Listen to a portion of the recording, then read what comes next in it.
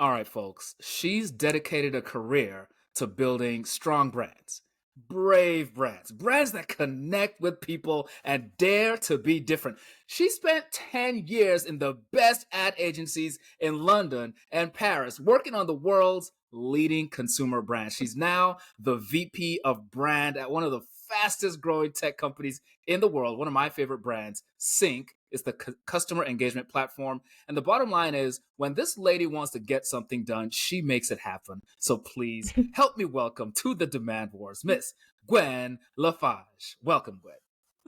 Thank you. What an introduction. Love the energy. Excited to be on this chat. Fantastic. I am thrilled to have you here, Gwen. We've been talking on and off via LinkedIn, and I love the perspective that you bring to the technology industry. We were just sharing right before we hit record about how technology has continued to accelerate. I mean, I can't imagine the sorts of job descriptions that will be available when my kids, who are preteens and teens, actually enter the workforce. So, I'm curious, Gwen, for someone who seems very passionate about the human experience, about creativity, how did you end up working in technology? Yeah, that's a really good question. Um, I I happened to move to San Francisco um, because we could, because my husband is American, and we decided, San Francisco seems like a cool place to live. At the time, we had no kids, so we just pack our bags from Paris and just go. And being in San Francisco, I happened to start working in an agency that was working with B2B tech companies. Mm-hmm. So a bit of the heart of it, right? Like in Silicon Valley, and a lot of our clients were Silicon Valley tech companies. And Mm, that's when I started working more in tech versus like working with consumer brands before. mm-hmm. Like you mentioned, my career has been mostly on agency side. And after a few years serving B2B tech companies, from the agency side, I said, why not try to see how it is on the other side, right? So Right. I joined Cinch almost 2 years ago now, and that has been a very enlightening experience. I would say it's been a challenge. It's been pretty fascinating. I think fast growth is tricky, and it's both very exciting and very challenging. Now, Gwen, you've been at Cinch maybe 3, 4 years now. How many employees were they when you first joined? So I've been at Cinch only 2 years, so Oh, it's 2 years. pretty yeah. So it's pretty recent in a way. Mm. Although I feel like everything has changed since I joined. But when I joined, we were maybe 800, 1,000 employees, and Mm-hmm. today we are 4,000. Oh, wow. So the company have exploded in the past couple of years. One reason behind that is organic growth, but also acquisition. So it's a Mm-hmm. mix of acquisition and organic growth, and we made some very big acquisition. So not last year, but the year before, at the end of the year Right. before, we acquire large companies, which all of a sudden, you'll add 1,000 new colleagues, right? Mm. So that's been an interesting challenge that I'd never really experienced before. Wow. And I remember hearing you talk about mergers and acquisition on Marketing Revisited. That's Liam Yes. Mahoney's show. Great, great marketer out there that you can find on LinkedIn.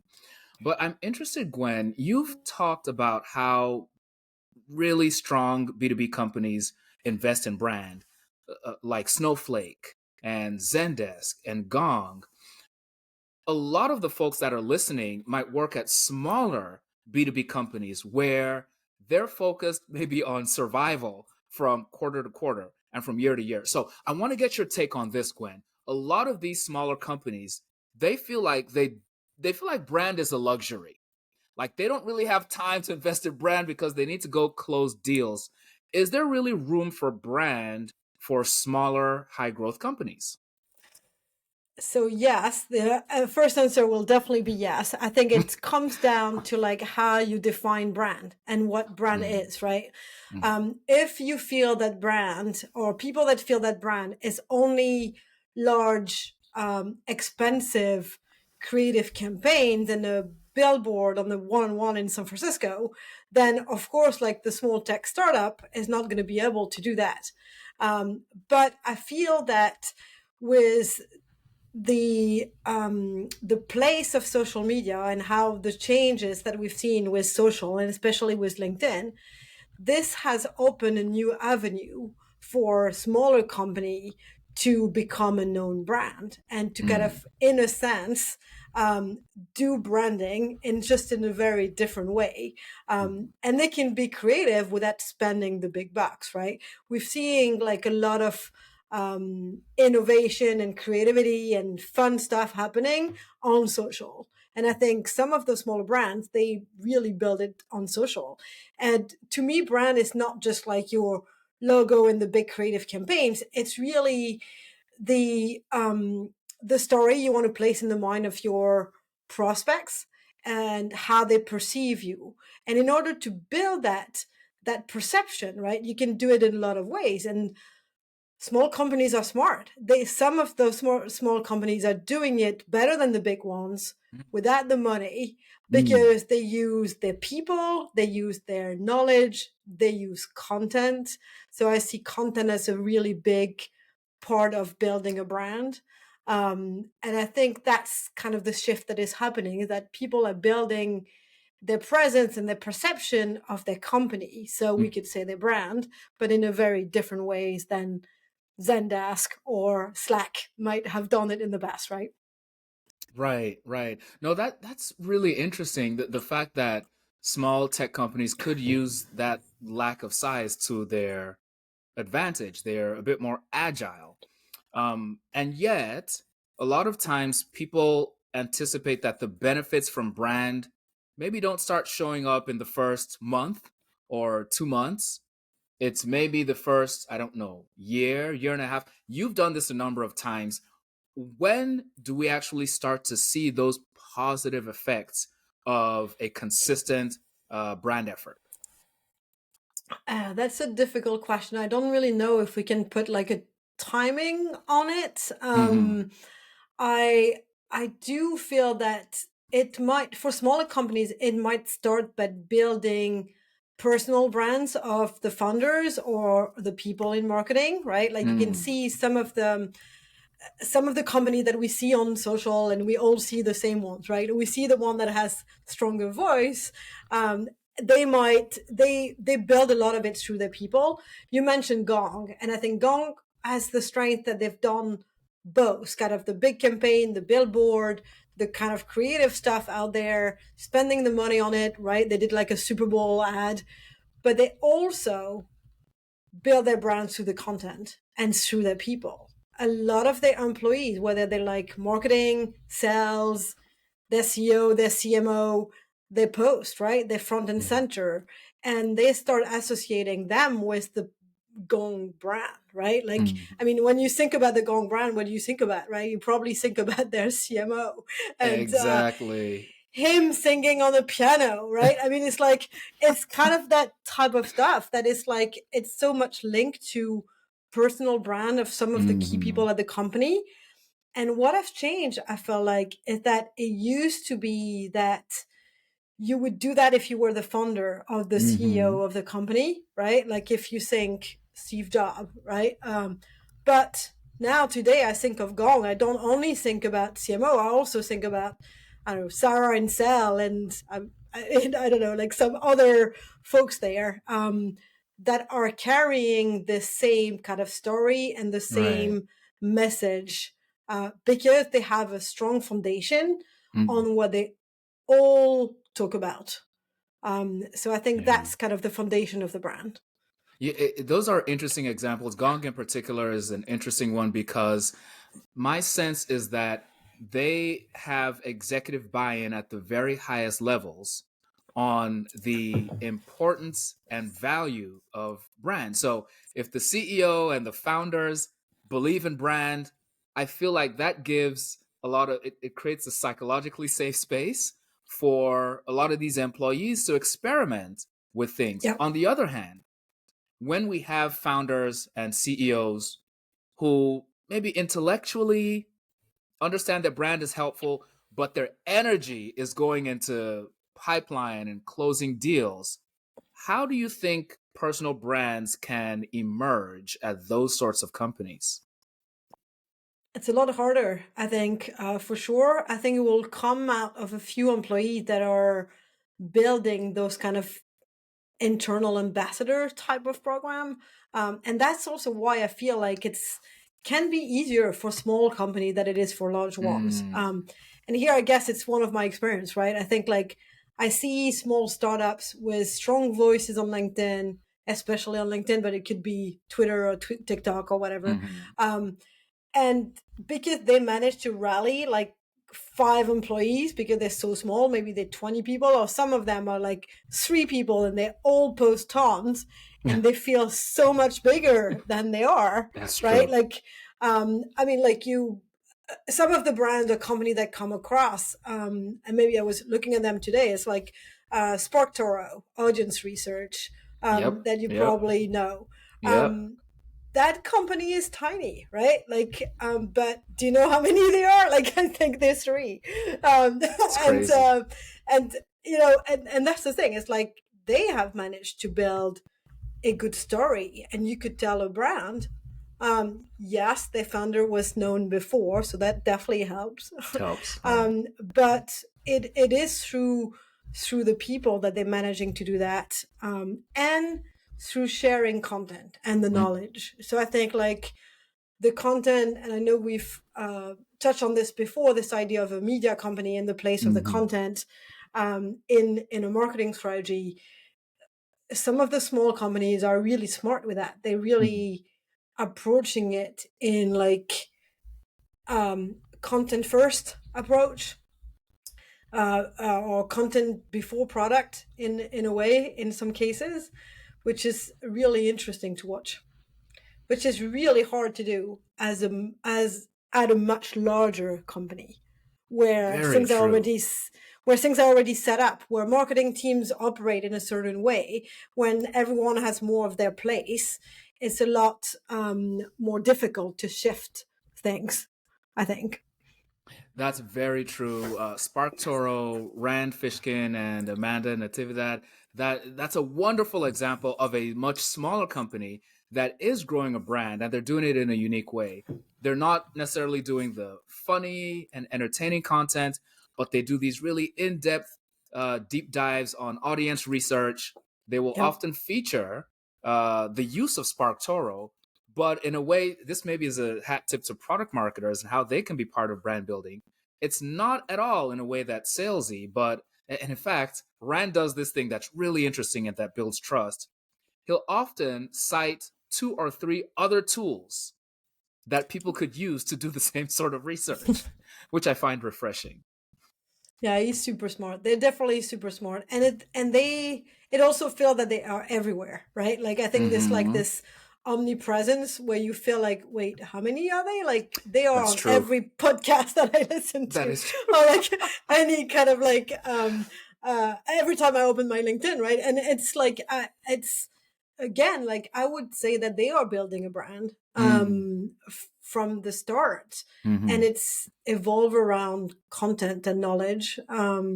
So it doesn't have, but again, they have a very strong brand foundation in the sense that they know their story, they know their Right. positioning, right? They know what they're Right. selling. And there is definitely a really needed close collaboration between product marketing and brand because they work together, especially for a company that has one product. Then, you know, Mm-hmm. they at that stage they are kind of the same thing. Yeah. Um, yeah. Yeah, Yeah. that's really true. I'd love to pivot actually, Gwen, and see if we could get some of your insights for some of these smaller tech companies who are in maybe a tough economic environment right now. There's a lot of pressure for these marketers to generate pipeline right away.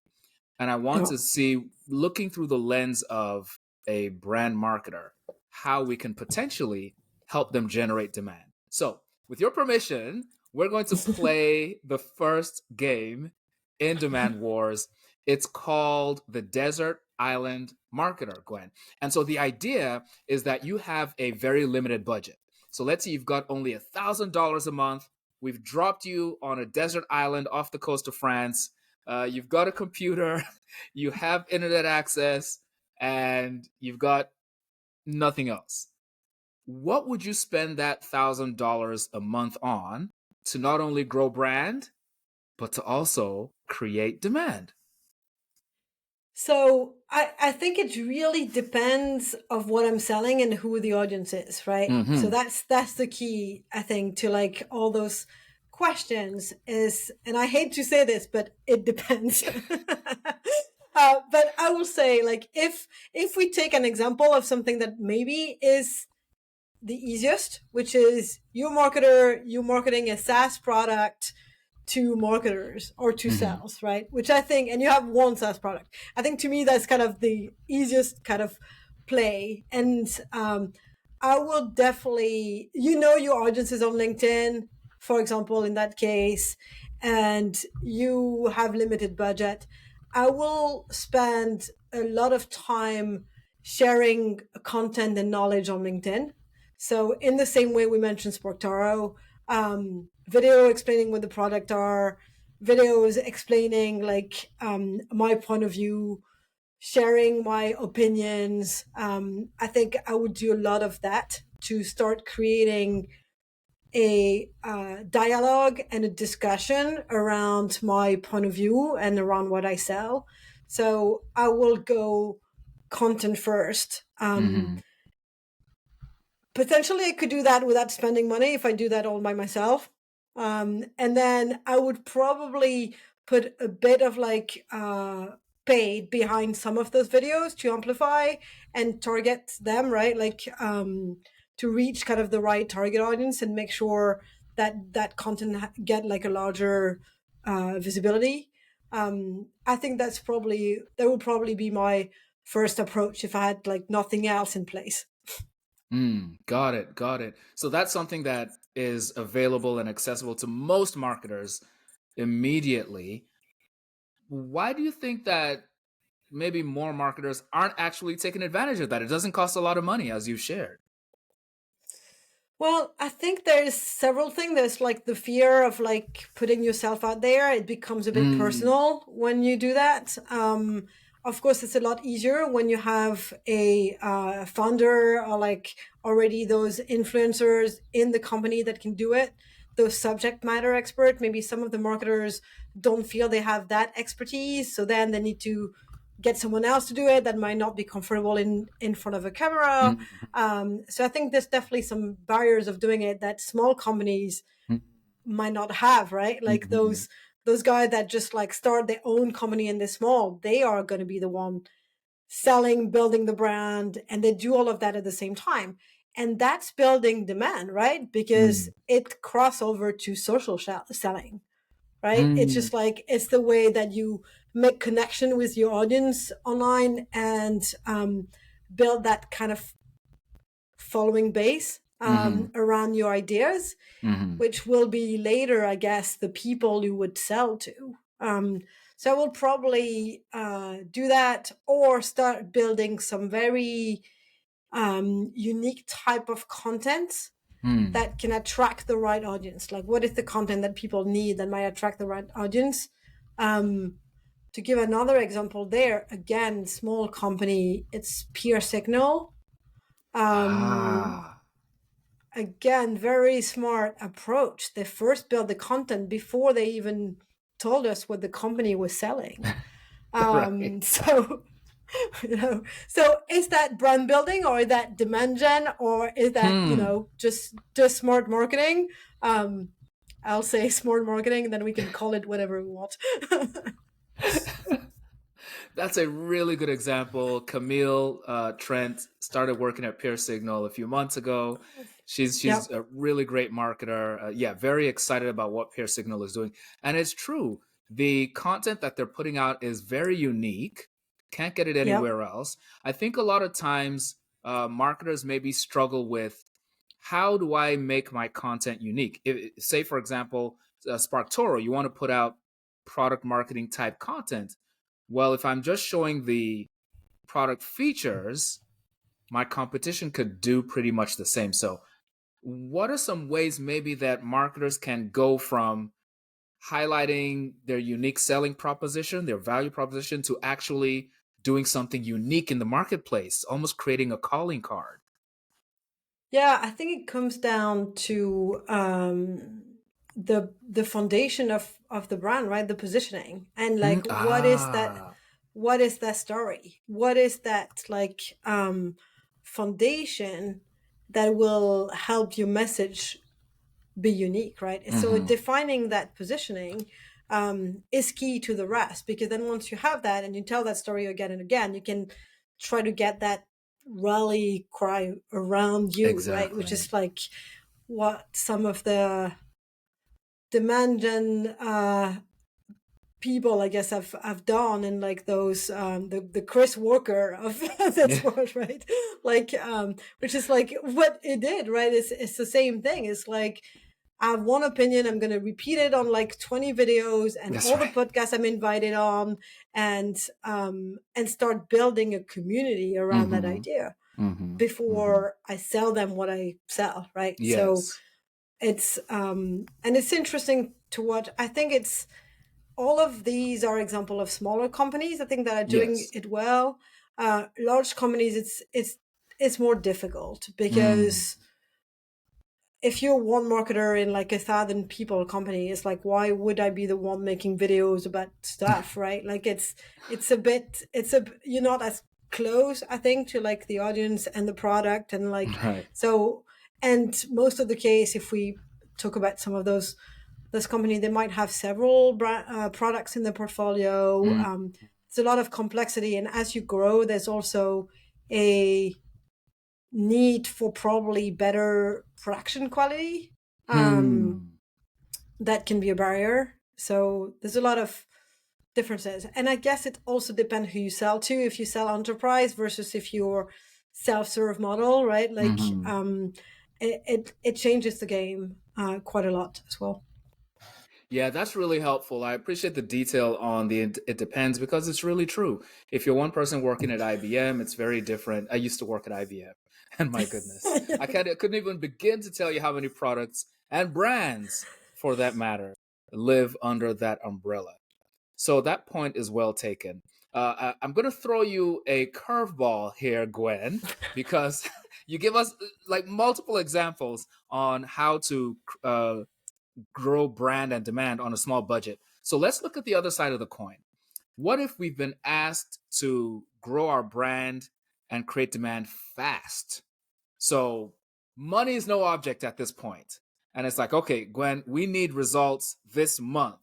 Let's actually say if you had to create brand like within 1 month, how would you do it?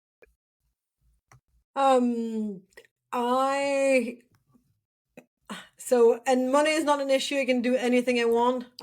Yes. Well, I'd go and hire George Clooney. No, I don't know.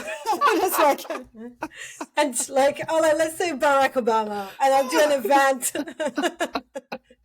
I'll do an event in San Francisco with some very high level people. I'll do billboards. I'll be everywhere on social, and to promote that event, I think I will probably make it like an experience and Mm-hmm. create this kind of like big show. Mm. I think that's so that and it's harder to kind of get people to come if you're not a well-known brand. It's a bit of the chicken and the egg here. Mm. But I feel like if you rely on the right people that the audience might want to listen to. So of course I say big name, but it could be that if you're in a specific audience, a specific industry, that big influencer might be someone different. Mm. And then I'll make a show around that, I think. I like that idea a lot, Gwen. And I wonder, George Clooney and Barack Obama aside, I wonder how much we might start to see this, considering we've had this pandemic for the past couple of years. The world has started to open up in the past, maybe 6 months. Maybe people are more open to going to events. But might you consider, how would you envision like a really big one-time event like a Dreamforce for Salesforce versus almost like a roadshow where the events are smaller and more intimate? Have you thought about those two spectrums? Yeah, I think it kind of depends what you're trying to achieve. And I will feel that both have the pros and cons. Hmm. I will probably do both if I could, right? It's like make the big bang and the big Hmm. show, establish a name. And that's what Dreamforce is as well, right? They have Dreamforce and then they have Dreamforce on tour where they do small events in a lot of other cities. Small for Salesforce is like, 100 people events rather than like 20 people run tables. But I do believe that post pandemic, people want to attend smaller Hmm. intimate event, and have discussion with their peers. So it's this Hmm. idea of relying on the community. But this kind of community building and more intimate approach will not achieve a big brand awareness in the months, right? Hmm. Like I think that's depends what you're trying to do. But if you want to make a big bang, I think I will probably do like a big event, and I will also make some really cool videos. I'm very much into videos and I love creative videos, because no one really does like advertising anymore, right? No one watches TV. So it's Hmm. like you don't really need to make like a big TV ad, but I will say creative videos and a smart way to do them could work on social, could work in like event space, could work in like all of the Hmm. different channels. So I think that Hmm. is a good way to build your story or to kind of carry your story. I like that a lot, Gwen. And I want to highlight a couple of companies maybe that are still making interesting, cool videos or commercials. Gong is a company we talked about earlier. There's a tech company called ClickUp that Yeah. has been making a lot of waves, doing a lot of really creative videos. And then even Dave Gerhard, he doesn't run a large enterprise anymore. He's got a community called Exit 5. But I recently discovered that there's someone, he has a very interesting ad, and I was like, who created this ad? This is really funny, really engaging. It's a small agency called Epic Media. That's Epic with a Q. Danielle Hope Diamond, I'll just highlight her name, is the executive creative director. So there are people who are quietly trying to push brands in that direction, and I Yep. hope we start to see more and more of that. Yeah, I like that stuff. I guess I come from agencies, right? So I come from a creative background and working with, fun, really good designers and creative directors. And I think I really like that. I think that's a great way to stand out. ClickUp is definitely a good example of doing things creatively. I will say we've made a good video at Cinch. I'm happy to send it to you as well. We Like will include it in the show notes yeah, for sure. that was pretty cool to make and quite fun. And we worked with a company called Sync Mojo. They are Ah. a great video agency based in the US. Highly recommend them. They work with some of the best brands out there. So yeah, they're pretty cool. But I think that's a way to kind of bring creativity and do things a bit Mhm. differently, right? And it can be done in a fun way or it can be done more in a kind of emotional storytelling way. But Right. I mean, I think like watching those kind of videos can be quite powerful. A few years ago, I think like there was one brand called Descript. They make Yes. video editing, and they had this amazing video that was really cool. That I think went around and around, and that's how I discovered that product. And just the Mm. video itself made me look into it. Mhm. Um, so again, I think I believe in the power of like those kind of, well, I guess you can call them ads, although Mhm. they maybe a bit more than ad. There's a lot of the storytelling into it that sometimes we forget in B2B. And I think storytelling is really important. It brings people in. Mhm. It does. It also aids recall. It makes your story more remarkable, so people actually talk about it and can repeat it to somebody else. This makes me think, Gwen, you alluded to this idea, the idea of marketing like a media company. I'd love to get your take because you've talked about a lot of these media brands. I've seen you talk about some of your favorite Netflix shows. Um, what does it mean to you for a B2B brand to market like a media company? And is anybody doing a good job? a really good question. I think it's a lot of buzzword, right, around like the media company. I really like the idea, and I think to me it means being content first and being content beyond your product or exactly what you're selling is trying to be useful to Mm, your audience first, right? So it's audience first, content first. What does my audience want to read and see, and how mm, do I engage them? um, beyond the product. So it's kind of treating content almost as a product and putting it like a big, well, making it a big part of your strategy. mm-hmm. Again, we talked about peer signal, which is like the content media part in a way to like the new product. I think it's called Keyplay, like the the app or the product they're selling now. Yes.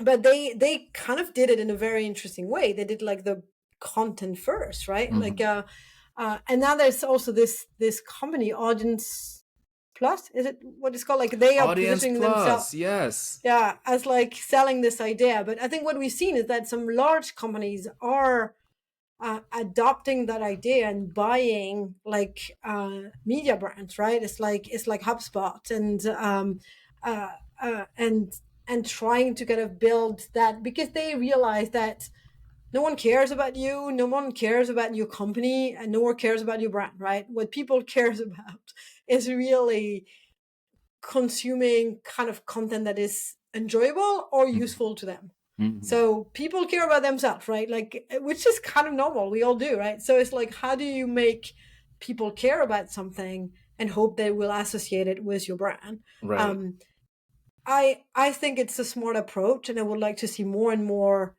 B2B companies doing it. Mm-hmm. It's a difficult approach when you're not in a company with that mindset, right? I That's think right. again, it might be harder. It's like we were talking about Microsoft. Like, would you think like if you were at Microsoft today and you wanted them to become a media company, well, good luck, right? That well, like if you started a startup and you're like, there's nothing, the playbooks are not there, then you might it might be easier to drive that Mm-hmm. change. Mm-hmm. But yeah, I think it's a great way to build engagement, to build repeat engagement with the brand. Like you talked about Netflix, like it's content that people will come back to, and building that affinity with what you're producing so that when they Mm. are in the moment of buying, they think about you because they've been consuming your content for months already, right? It's like, I mean, we all That's know right. Gong. I've never used Gong, right? I've never used the product. I've never bought the product. I've read a lot of stuff that they've done. And I mean, it's the same with HubSpot, right? Like I think in a way, HubSpot Mm-hmm. is this kind of content first company, consume a lot of their content, never used HubSpot, Right. really. So yeah, it's beyond, it goes beyond product, but I think to really pull it off, you need the organization, sorry, to be behind the the concept, right? Very true. Which is, Very true. yeah. That makes a lot of sense. And I think it is difficult. It's like this saying of the tail wagging the dog. I think it's difficult for marketers to influence a company to move in this direction if the leadership of the company is not already inclined to think in this way. Yeah. Yeah, no, definitely. And it's like for very large companies, the leadership of the company have other things to think about, right? Yes, Than what marketing and content does. that's right. So it's to put content and marketing at on their plate is like a challenge in itself. That's right. I feel like one of the biggest challenge I think for marketers in larger companies probably driving change.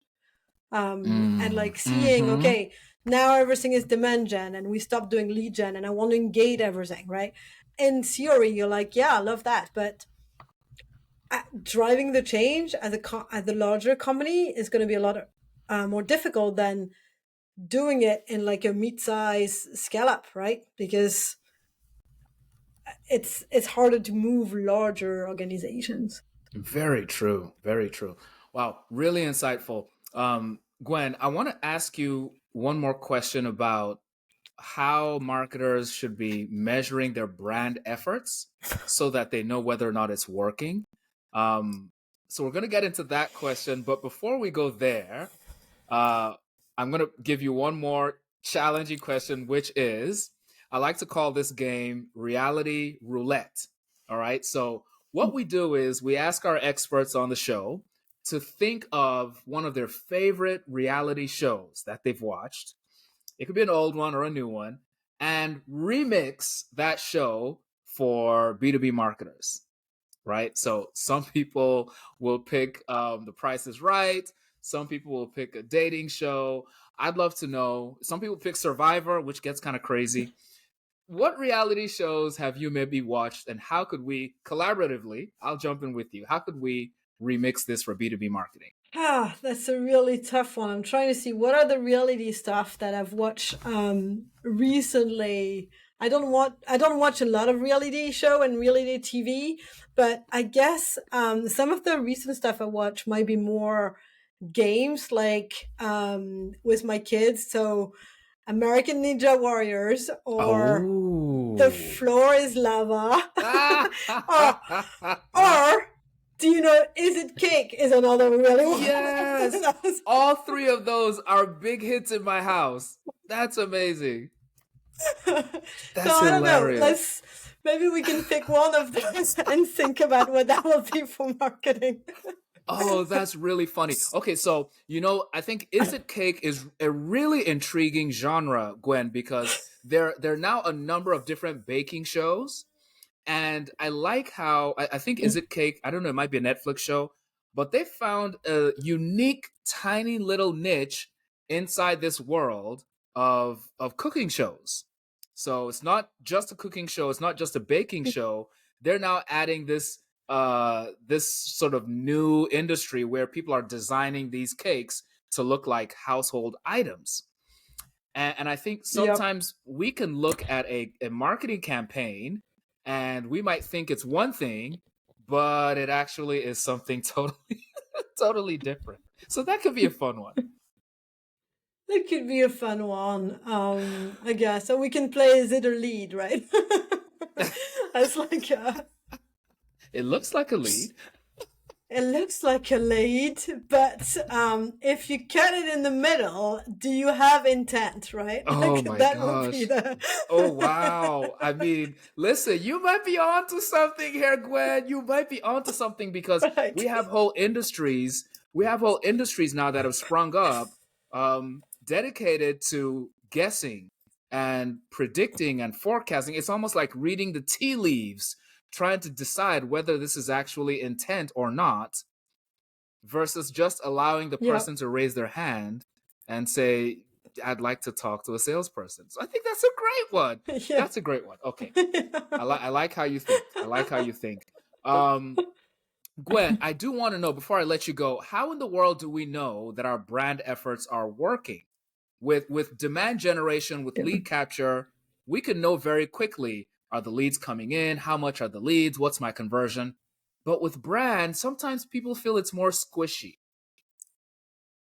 Well, I think that's when it cross also with the kind of dark social and those kind of things that might not be as easy to measure because they're not immediate, right? That's the thing with Mm. brand and also with some of those efforts with content or dark social or like some of this marketing tactics that you can't just measure by the conversion of the pipeline immediately. They're more long term. So I think Mm-hmm. you need to kind of like look at some indicators that are probably the same when you measure demand that it is for brand in a way. It's like the traffic, the engagement, like are people kind of receptive to what you're putting out there? Are they searching for your brand? Like, so I think like a lot of uh web traffic or organic traffic, people that are typing the Mm. name of your company in Google, they've heard about you somewhere, somehow. So you would know that they've heard about you in a way. You don't always know where and how, but if you start building your brand, you should see more and more of those search. And I think that the share of search as well is another great way to measure. But a lot of these are kind of like indicators of what you're doing, right? It's not like an Mm-hmm. immediate, like it's not direct buy. um and I also like to say that there's a lot of like soft ways as well. It's like when you talk to your sales team and they talk to prospects, like, do they call and people are like, what, who? Or do they have answers like, yeah, oh yeah, you from Gong, awesome, like happy to talk to you because I've heard about you. Or are they Mm-hmm. like, I don't even know who you are, why are you calling me? So I think it's a difficult one. You want to look at those indicators and you want to have those data to show progress. um and I strongly believe that a strong brand drives demand, right? Because the more people know, trust you, believe in you, the more they will want to work with you. Um, but it is kind of hard to really measure it directly because it's not a click and a buy. So it's more kind of a long term. Hope that answered the question. Is like not my favorite. It does, and I think it's refreshing to hear you from your vantage point, leading branding at such a large, growing, and successful tech company. Say, yeah, it's not necessarily the easiest thing to measure a brand, but there are leading indicators. You shared some quantitative ones, and maybe just as importantly, the qualitative ones. So that really resonates, and I think gives hope to a lot of us other marketers. All right, folks, we've been listening to the Gwen LaFage. She grows strong brands, brave brands, brands that dare to be different, and she's leading the charge at Cinch, the customer engagement platform. Thank you for being here, Gwen. Thank you so much for having me. This was a lot of fun. Amazing. All right, folks, we'll see you on the next episode of The Demand Wars. Bye for now.